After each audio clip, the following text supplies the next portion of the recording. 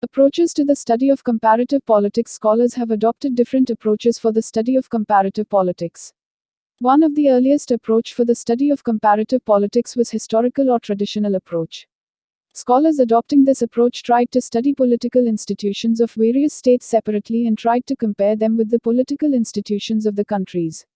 It mainly concentrated on the study of political institutions of Western world, and completely neglected the study of political institutions of developing and underdeveloped countries. It laid emphasis on legal and formal institutions. It was descriptive and not analytical. The traditional approach adopted numerous methods viz. Philosophical, historical, formal and legal, configurative method, area studies, problem methods, and institutional functional approach. Though the traditional approach suffered from several shortcomings, it played an important role in the development of comparative government and politics. Modern approaches for the study of comparative politics refer to the approaches developed by the scholars in the present century.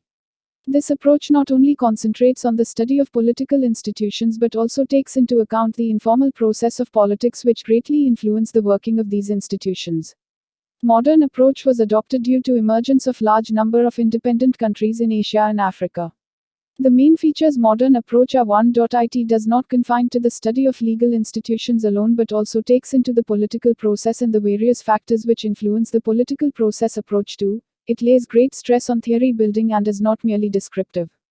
3. T is interdisciplinary. 4. It envisages a close relationship between the structure and functions of these institutions. Structural function approach is one of the prominent modern approach for the study of comparative politics. This approach is mainly associated with Marion Levy, Robert Merton, Talcott Parson, Apter, David Easton etc. This approach assumes that political system is merely a subsystem of the main social system which performs the function of making legitimate policy decisions. This theory rests on 3 assumptions. First, society is a single interconnected system in which each element performs a specific function. Second, the various parts of the main system are interrelated. Third, there are certain broad aims and principles of the system which are observed by the members. Though the structural functional approach proved very popular, it suffers from several shortcomings. First, it is primarily concerned with the present and has no perspective of the future. Second, it is not helpful understanding the political systems of the developing countries. Thirdly, it leads to an unwarranted twisting and distorting of empirical realities in the interests of conceptual and theoretical neatness. Systems approach is another important modern approach for the study of political system.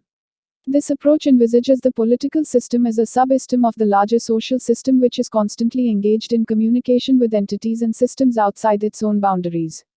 This approach, however, suffers from several shortcomings. First, it is not helpful in the study of political aspects of such matters as a perception, exception, formation, cognition. Second, it concentrates only on the present and does not view the social reality in historical terms. Third, this approach is not helpful for the study of political systems of the third world countries.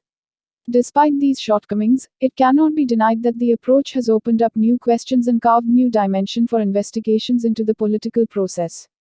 The third variant of the modern approach is the decision-making approach. LT involves selection of a problem, followed by search for full information and consideration of various alternatives before a final decision emerges.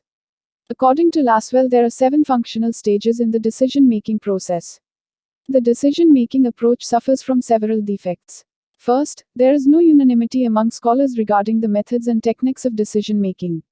Second, it wrongly assumes that the decision-makers act only in a rational manner.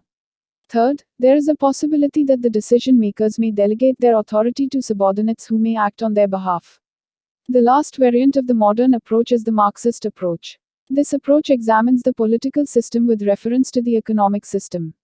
It holds that changes in the economic system automatically lead to change in the political system. Though the modern approaches suffer from numerous defects, they have greatly contributed to the growth of systematic and scientific study of the political systems.